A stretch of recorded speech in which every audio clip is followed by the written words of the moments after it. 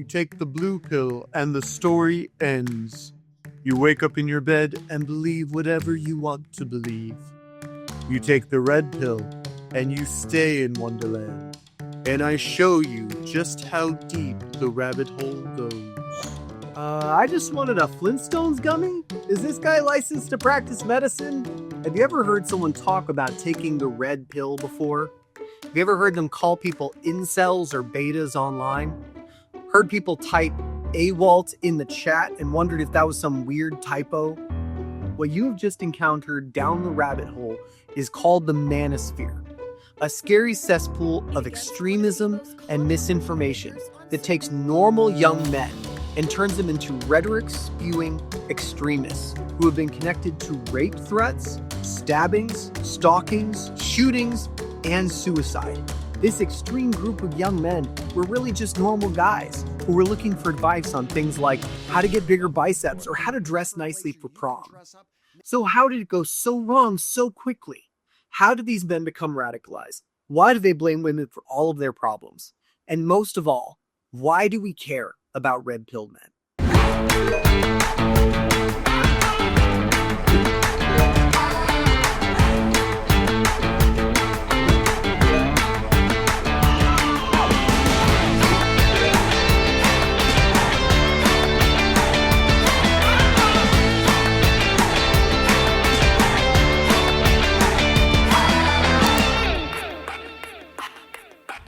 Take the blue pill.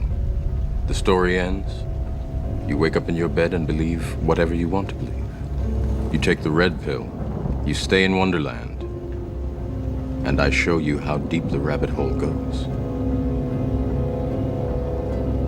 For the 6 people on YouTube who've never seen The Matrix, the film's protagonist, Neo, is given the choice to take a blue pill and continue living in a comforting, although fake, computer simulation, or a red pill, which awakens him to the real world and makes it impossible to return to the blissful simulation ever again. When the film was released in 1999, some men found the pill the perfect metaphor for a movement that had already been growing for 3 decades. In the early 70s and 80s, the men's liberation movement had become a generally positive movement saying that men don't need to fit stereotypically masculine tropes, being limited to certain jobs or excluded from expressing feelings at the cost of their masculinity. But in the underbelly of this positive movement was a decidedly less positive, sort of evil twin movement, the men's rights movement. This was a much more dangerous movement and had a very different worldview, that the problem was women. They believed that women had social and cultural advantages over men, and that men of the era were actually subjugated to women. Now, just to be clear, this was in the 1970s when most women still couldn't get a bank loan without a male cosigner, but somehow men were subjugated to the women of that era. When the film came out, Reddit blogs and other online communities quickly picked up the metaphor of the pill for a man who understood that women had the cultural advantage over the men of the age. And the blue pill was men who were still blissfully unaware of their role as lesser humans. Now, it's no coincidence that this movement actually coincided with the rise of feminism. In fact, they openly blame feminism for the attacks against men and masculinity. With a cyclone of hypermasculinity and masculine ideals and misogyny, it took only a few years for all of these communities and ideas to consolidate into what we now call the Manosphere. While still comprised of dozens of groups, journalist Caitlin Dewey managed to whittle down the tenets of these red pillars to just a couple of simple ideas. 1. Society has been corrupted by modern feminism in violation of inherent sex differences between men and women. And 2. The ability of men to save society or achieve sexual prowess by adopting a hyper-masculine role and forcing women to submit to them.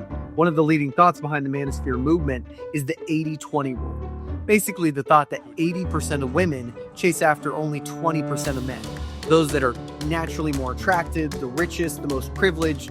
Think Brad Pitt, somebody that most of us can't ever aspire to be. Leaving only 20% or the bottom 20% of women remaining for the rest of men to try and find a life partner. This idea that men must compete to find a partner has led to a fixation within the manosphere on domination, both over each other to prove that they can achieve the ability to find a partner over other men, and also over the women themselves.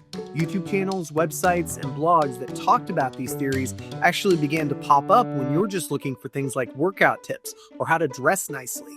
What would seem on the surface like innocent content was actually filled with misogynistic undertones, speaking about women like objects that needed to be won or dominated, and perpetuating singular standards of men and women. They have feminist tendencies where like they don't want to submit to a man. They think that, you know, their opinion matters more than a man's.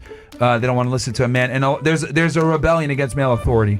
You will more often than not get punished over the long term, giving her more, getting less in return, giving her exactly what she wants. I think my sister is her husband's property, yes. At the time, VH1 was a top channel for entertainment for teenagers. When people weren't watching Flavor Flav carry that gigantic clock around, they began watching a popular show called The Pickup Artist, where the experts taught local nerds how to pick up women that were perceived as far out of their league. Many online experts began branding themselves with the same title, teaching young men how to pick up women and winning them with formulaic advice, perpetuating theories that women were predictable, programmable, and attainable for any man if you knew how to trick them. Some of the darkest tools mentioned included how to overcome LRM, which stood for last minute resistance. Some red pill influencers subscribed to the ideas that, quote, any sex a woman makes a guy wait for is negotiated desire and mitigated sex, unquote. Once again, they are claiming that women are using sex in order to gain power over men in society. And by contrast, they believe that in a free society, men should be able to get that sex for free. Also note that there's never any mention of LGBT or people with disabilities in this kind of content. They're often considered inferior, likely incapable of getting a mate.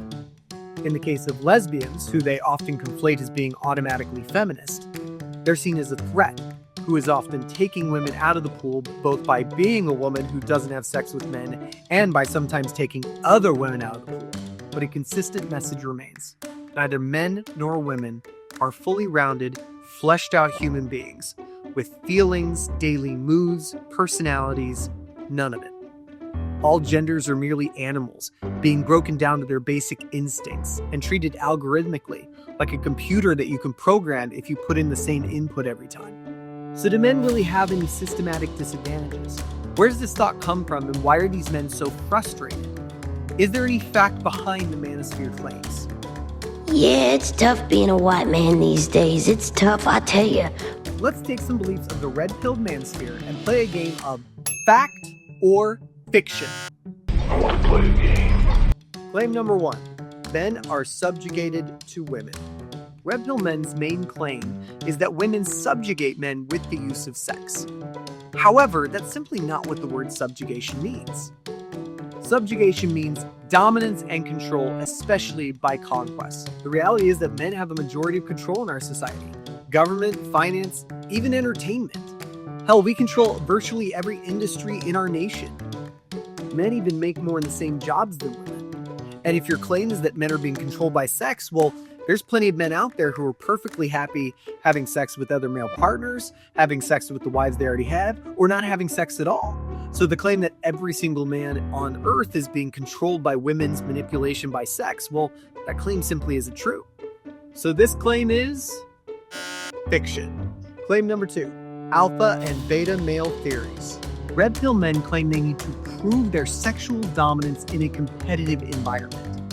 To prove this, they followed a study by biologist David Mech that said wolves in the wild had alphas, who were dominant males in the pack, who the other wolves, called betas, deferred to, and who were physically and psychologically stronger than the betas. The betas, who were weaker both mentally and physically than the alphas, were forced into submission and had to beg for scraps to survive. Red-pilled men believe that humans, like wolves, have alphas and betas, along with a few other categories, and that alphas have to prove their dominance in order to win over women. This is fiction. Not only does this have no bearing on how humans interact with each other, but the actual biologist who wrote the study, David Mech, redacted his own study later, saying that the study was flawed and that wolves actually work very cooperatively in the environment. Claim number 3. The physically fittest men are the most attractive. This is harder to answer. Every woman is different, and it's certainly hard to deny that physical fitness isn't a factor when it comes to attractiveness. However, almost identical studies from University of California and the University of Arkansas showed that women like flings with muscular men, but they don't always want to take them home to meet the family. When looking for long-term partners, things like kindness or making jokes were ranked much higher on women's scale of attractiveness than physical fitness. So what are red pill people looking for? Are they looking for a fling, or are they looking for a long-term partner? Well, I can't answer that, and red pill people may have different priorities. So when it comes to fact or fiction, we may not be able to rate this one. Claim number 4. Red pill men are intellectually superior to blue-pilled normies. Okay, you were waiting for me to call red pill people stupid. I know that's what you want me to do. Look, there's no way to quantify whether an entire group of people, one who don't have a formal membership, I might add, are more intelligent than the normal public. What I can say is that all the beliefs by the red pill community and the Manosphere have been widely shut down by the academic community. So every university, every expert, every professor, all of them disagree with this community. That doesn't necessarily mean they're stupid, but it may be that they're looking in the wrong place for answers. Claim number 5. Men are sometimes treated unfairly. This is fact. Of course it's true. Men do sometimes get treated unfairly. When men are victims of domestic violence, they're often pressured not to say anything because they'll look weak or fragile. Men are often pressured by employers or society out of using their parental leave because they're told that's not their role in the family.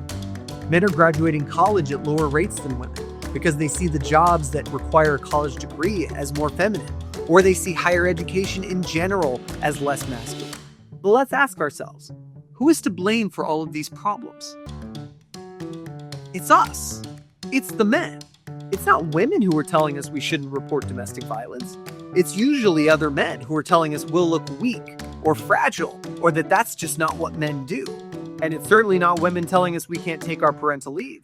You know how many women out there would love if they had us at home to help with the kids for that time? And it's certainly not women pressuring us not to go to college. The majority of leadership positions at universities are held by men. So men aren't blocking us from entering.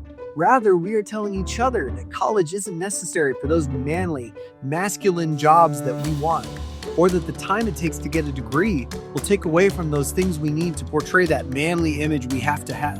And yet these red pill communities seem focused on blaming women. As red pill communities grew, the rise of violence against women grew as well. These young men weren't just talking about dominating women or taking sex by any means necessary.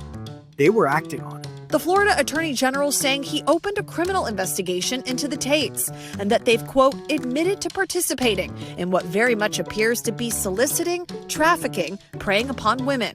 What we need to remember is how often our young men, sometimes boys as young as preteens, are getting pulled into dangerous misinformation and rhetoric. Often these influencers and bloggers are presenting themselves to these desperate young boys under the pretenses of advice on how to date, exercise, diet, or dress, and quickly immerse them in propaganda on the evilness of women, their own perceived victimhood, and the idea that consent is an illusion. And many of these boys find these ideas infiltrating their feeds without even looking for it. One Irish study in 2024 created half a dozen fake accounts pretending to be teenage boys. Without searching for it, it took less than half an hour for Manosphere content to find its way into every single account. These aren't extremists looking for an outlet. These are just young men looking for a way to pass the time, and they find some lifestyle blogs and are being exposed to violent extremism, and they don't always know the difference. So do we know how to fix all the issues facing both men and women in America? Are you glad you learned about the Red Pill Manosphere, or do you wish you remained blissfully ignorant? And did Flavor Flav ever get tired of carrying around that giant clock? Well, I don't have all the answers, but at least now you know why we care about the Red Pill Manosphere.